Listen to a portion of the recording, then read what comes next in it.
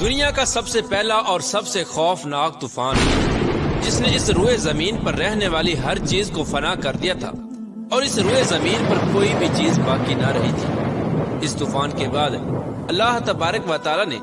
اس روئے زمین پر دوبارہ سے ایک نئی زندگی کو آباد فرمایا۔ پیارو دوستو، یہ طوفان کب آیا تھا اور اس طوفان کے اندر کتنے لوگ بچے تھے، اور وہ بچنے والے لوگ جس کشتی پر سوار تھے اس کشتی کو کہاں بنایا گیا تھا، اور وہ کشتی کتنے وقت میں تیار ہوئی تھی، اور اس کشتی کو کس چیز سے بنایا گیا تھا، اور حضرت نوح علیہ السلام کی کشتی کتنی لمبی اور کتنی چوڑی تھی، اس کی کتنی منزلیں تھیں، اور اس کشتی کے اندر کون کون سی مخلوقات سوار ہوئی تھی، اور کل کتنے افراد حضرت نوح علیہ السلام کی اس کشتی پر سوار ہو کر دنیا کے اس خوفناک طوفان سے بچے تھے، اور شیطان کشتی کے اندر کیوں سوار ہوا تھا، اور یہ کشتی کتنے سال تک اللہ تبارک و تعالیٰ کے اس دردناک طوفان کے اندر تیرتی رہی، اور جب وہ طوفان رک گیا تو اس کشتی کو کس جگہ پر چھپایا گیا، اور کیا وہ کشتی آج کے اس دور میں دریافت ہو چکی ہے؟ پیارے دوستو، ان تمام تر سوالات کے جوابات قرآن و حدیث کی روشنی میں آج کی اس ویڈیو میں ہم آپ کو بتائیں گے، لہٰذا آپ سے گزارش ہے کہ ہماری اس ویڈیو کو اینڈ تک ضرور دیکھیے گا، کیونکہ یہ ویڈیو بہت ہی تحقیق کے بعد بنائی جا رہی ہے، اور اس ویڈیو کے اندر آپ کو انتہائی اہم معلومات ملنے والی ہے۔ پیارا دوستو، حضرت نوح علیہ السلام کی قوم کفر اور شرک میں غرق ہو چکی تھی اور شیطان کے پیروکار بن چکے تھے۔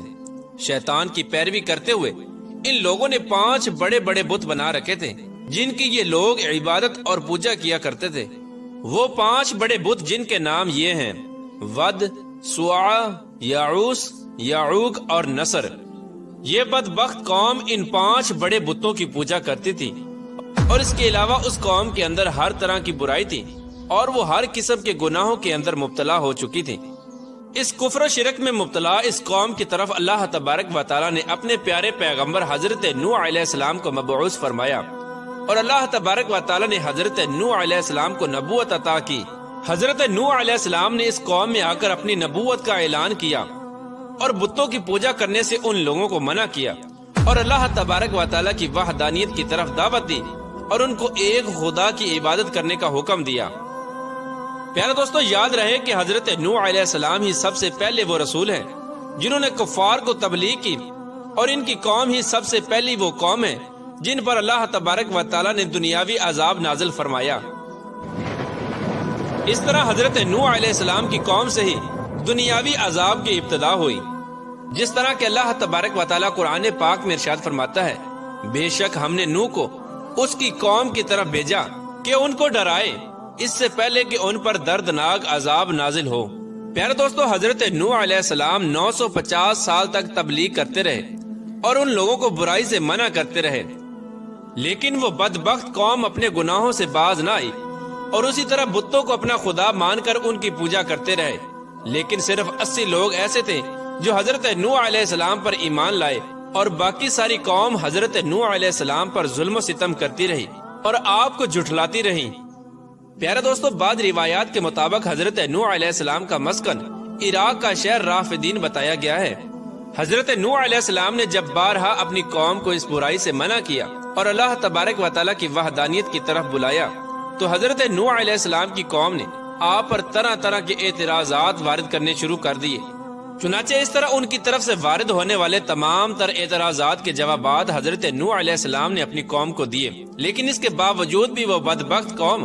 اللہ تبارک و تعالیٰ کی وحدانیت پر ایمان نہ لائی، اور الٹا حضرت نوح علیہ السلام سے عذاب الہی کا مطالبہ کرنے لگی، اور حضرت نوح علیہ السلام سے ان کی قوم کہنے لگی کہ اس عذاب کو لے آؤ جس عذاب سے تم ہم کو ڈراتے ہو۔ پیارے دوستو، حضرت نوح علیہ السلام کی قوم حضرت نوح علیہ السلام کے ساتھ متکبرانہ انداز کے اندر کلام کیا کرتی تھی، اور آپ کی قوم نے آپ سے کہا کہ اگر آپ تبلیغ کرنے سے باز نہ آئے تو تمہیں سنگسار کر دیں گے، اور اس طرح اس قوم نے حضرت نوح علیہ السلام کو قتل کرنے کی دھمکی دی۔ اس قوم کے لوگ معاذ اللہ اتنے بدبخت ہو چکے تھے کہ آپ کی قوم آپ کو پاگل کہہ کر پکارتی، اور مرنے سے پہلے ہر بندہ اپنی اولاد کو یہ نصیحت کرتا کہ حضرت نوح علیہ السلام کی باتوں پر کان نہ دھرنا اور نہ ہی ان پر ایمان لے کے آنا، معاذ اللہ وہ دیوانے ہیں۔ پیارے دوستو، حضرت نوح علیہ السلام کی 950 سال کی تبلیغ کے باوجود بھی جب یہ قوم ایمان نہ لائی تو اس وقت اللہ تبارک و تعالی نے حضرت نوح علیہ السلام کی طرف وحی بھیجی کہ جو ایمان لا چکے ہیں ان کے علاوہ اب آپ پر کوئی ایمان نہ لائے گا۔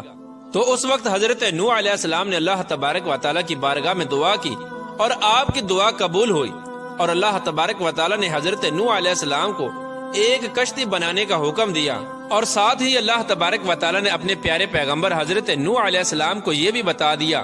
کہ کشتی میں سوار ہونے والوں کے علاوہ دنیا کی تمام تر مخلوقات کو تباہ و برباد کر دیا جائے گا، اور اس روئے زمین پر کوئی بھی چیز باقی نہ رہے گی، جس طرح کہ اللہ تبارک و تعالی قرآن پاک میں ارشاد فرماتا ہے۔ اور نوح علیہ السلام کو وحی ہوئی کہ تمہاری قوم سے مسلمان نہ ہوں گے مگر جتنے ایمان لا چکے،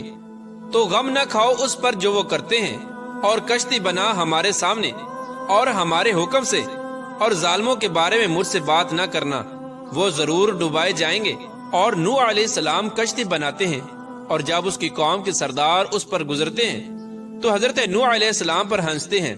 نوح علیہ السلام بولے، اگر تم ہم پر ہنستے ہو تو ایک وقت ہم تم پر ہنسیں گے جیسا کہ تم لوگ ہم پر ہنستے ہو،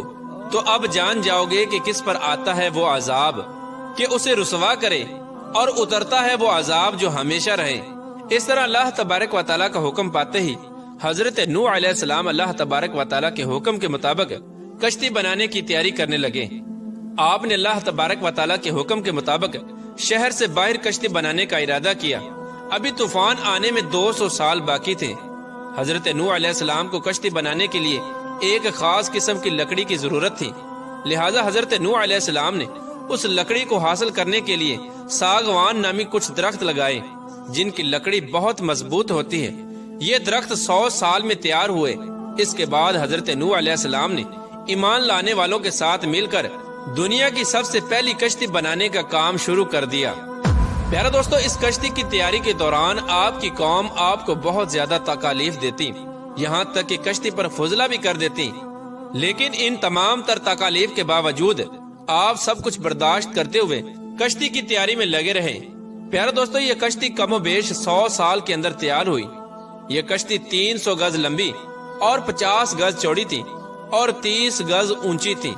کشتی کا اگلا حصہ مرغے کے سر کی طرح اور کشتی کا پچھلا حصہ اس کے دم جیسا تھا۔ اس کشتی کے اوپر تار کول کا لیپ کیا گیا تھا اور کشتی میں 3 دروازے رکھے گئے تھے۔ اس کشتی کی کل 3 منزلیں بنائی گئی تھی۔ ادھر جب حضرت نوح علیہ السلام کی کشتی مکمل تیار ہو گئی تو ادھر اللہ تبارک و تعالیٰ کا وہ حکم بھی قریب آ چکا تھا، جس حکم کے مطابق اللہ تبارک و تعالیٰ کا دردناک عذاب نازل ہونے والا تھا۔ ایک دن اللہ تبارک و تعالیٰ کے حکم سے حضرت نوح علیہ السلام کے تندور سے پانی ابل آیا، تو حضرت نوح علیہ السلام سمجھ گئے کہ اب اللہ تبارک و تعالیٰ کا عذاب شروع ہونے والا ہے۔ جس طرح کہ اللہ تبارک و تعالیٰ اس بات کو قرآن پاک میں نقل فرماتا ہے، جب ہمارا حکم آیا اور تندور سے پانی ابلا تو ہم نے فرمایا کہ کشتی میں سوار کر لے ہر جنس میں سے ایک جوڑا نر اور مادہ، اور جن پر بات پڑ چکی ہے ان کے سوا اپنے گھر والوں کو اور باقی تمام مسلمانوں کو، اور اس کے ساتھ مسلمان نہ تھے مگر تھوڑے۔ یار دوستو، روایات میں آتا ہے کہ جب اللہ تبارک و تعالیٰ کا وہ دردناک طوفان شروع ہوا تو زمین پانی ابلنے لگی اور آسمان سے پانی برسایا جانے لگا۔ اس وقت حضرت نوح علیہ السلام نے اللہ تبارک و تعالیٰ کے حکم سے کشتی میں درندوں، چرندوں اور پرندوں اور قسم قسم کے حشرات الارض کا ایک ایک جوڑا نر اور مادہ سوار کر لیا، اور آپ کے تینوں فرزند یعنی حام، سام اور یافس، اور ان تینوں کی بیویاں، اور آپ کی مومنہ بیوی اور 72 مومنین مرد و عورت کل 80 انسان کشتی میں سوار ہو گئے۔ اور حضرت نوح علیہ السلام کی ایک بیوی تھی جن کا نام وائلہ تھا، اور آپ کا ایک لڑکا تھا جس کا نام کنعان تھا۔ یہ دونوں حضرت نوح علیہ السلام پر ایمان نہ لائے تھے، اور نہ ہی یہ دونوں کشتی پر سوار ہوئے اور طوفان کے اندر غرق ہو گئے۔ پیارے دوستو، تفسیر ساوی میں نقل کیا گیا ہے کہ حضرت نوح علیہ السلام کی کشتی میں 40 مرد اور 40 عورتیں تھیں، مگر آپ کی اولاد کے سوا کسی کی نسل نہ چلی، اسی لیے آپ کو آدم ثانی کہا جاتا ہے۔ پیارا دوستو، کشتی کی کل 3 منزلیں تھیں، جن میں سب سے نیچے والی منزل پر درندوں، پرندوں اور حشرات الارض کو رکھا گیا تھا، اور درمیانی منزل میں چوپائے اور دیگر جانوروں کو رکھا گیا تھا، جبکہ سب سے اوپر والی منزل پر انسانوں نے قیام کیا تھا۔ پیارے دوستو، اللہ تبارک و تعالیٰ کے اس دردناک عذاب کے دوران مسلسل 40 دن تک بارش ہوتی رہی اور مسلسل زمین پانی ابلتی رہی، یہاں تک کہ پانی میں اونچے اونچے پہاڑ بھی ڈوب گئے۔ اس طرح حضرت نوح علیہ السلام کی کشتی کے علاوہ کوئی بھی اس طوفان سے نہ بچ سکا۔ چنانچہ 150 دن تک یہ کشتی مسلسل اس طوفان کے اندر ہچکولے کھاتی رہی، اور پھر اللہ تبارک و تعالیٰ کے حکم کے مطابق آخر کار یہ طوفان تھم گیا، اور 10 محرم الحرام یعنی عاشورہ کے دن یہ کشتی عراق میں موجود جودی پہاڑ پر پہنچ کر ٹھہر گئی۔ اللہ تبارک و تعالیٰ کے اس دردناک طوفان کے ختم ہونے کے بعد سب لوگوں نے شکرانے کے طور پر اس دن کا روزہ رکھا۔ اس طرح دنیا کی سب سے پہلی کشتی کا سفر اپنے اختتام کو پہنچا، اور جو لوگ اس کشتی میں موجود تھے وہی لوگ بچ پائے، اور باقی سب کچھ اللہ تبارک و تعالیٰ کے اس دردناک طوفان نے تباہ و برباد کر دیا۔ اور پھر اللہ تبارک و تعالیٰ نے حضرت نوح علیہ السلام کی اولاد سے انسانی زندگی کو آباد کیا، اور آج جو انسانی نسل موجود ہے وہ حضرت نوح علیہ السلام کی اولاد میں سے ہے۔ اسی وجہ سے حضرت نوح علیہ السلام کو آدم ثانی کہا جاتا ہے۔ پیارا دوستو، اب بات کرتے ہیں کہ کیا حضرت نوح علیہ السلام کی وہ کشتی آج کے دور میں دریافت ہو چکی ہے کہ نہیں۔ اس کے بارے میں ماہرین کا کہنا ہے کہ کشتی نوح کی باقیات مشرقی ترکی میں واقع کوہ ارارات پر ملی ہیں، جو کہ 1400 فٹ اونچی ہے۔ اس کشتی کی 3 منزلیں ہیں اور یہ ہزاروں میٹر برف کے نیچے دبی ہوئی تھی۔ اس کشتی کی دریافت کے بعد چینی اور یورپی ماہرین جبکہ تمام اہل کتاب کے ماہرین یہ مانتے ہیں کہ یہی کشتی حضرت نوح علیہ السلام کی کشتی ہے، اور ان ماہرین کا یہ ماننا ہے کہ یہ کشتی 4800 قبل مسیح کی ہے۔ اگر تاریخ کا مطالعہ کیا جائے تو محققین نے حضرت نوح علیہ السلام کے کشتی کے رکنے کی جگہ جودی پہاڑ لکھی ہے، جبکہ یہ پہاڑ کوہ کرداں کا حصہ ہے۔ یہاں پر ہی حضرت نوح علیہ السلام نے اپنے ساتھیوں سے مل کر ایک مسجد تعمیر کی تھی جس کو سمانین مسجد کہا جاتا ہے، اور انہوں نے ہی خسران شہر آباد کیا تھا۔ آپ کا مزار مبارک لبنان میں واقع ہے۔ پیارا دوستو، اب بات کرتے ہیں کہ کیا شیطان بھی حضرت نوح علیہ السلام کی کشتی میں سوار ہوا تھا۔ پیارا دوستو، آج کل بہت سی بے بنیاد ویڈیوز میں یہ بتایا جاتا ہے کہ شیطان گدھے کی دم کے ساتھ لٹک کر سب سے آخر میں حضرت نوح علیہ السلام کی کشتی میں داخل ہوا تھا۔ آپ کو بتاتے چلیں کہ اس بات کے اندر کوئی سچائی نہیں ہے۔ حضرت نوح علیہ السلام کی کشتی میں کوئی بھی جن اور شیطان موجود نہیں تھا، اور نہ ہی ایسی کوئی مستند روایات ملتی ہیں۔ یہ تمام تر باتیں فضول اور لغو ہیں۔ اللہ تبارک و تعالیٰ سے دعا ہے کہ اللہ تبارک و تعالیٰ اپنے تمام تر فرامین کے مطابق زندگی گزارنے کی توفیق عطا فرمائے، اور ان تمام تر گناہوں سے ہمیں بچائے جن گناہوں کے اندر مبتلا ہو کر پہلی قومیں ہلاک ہوئیں۔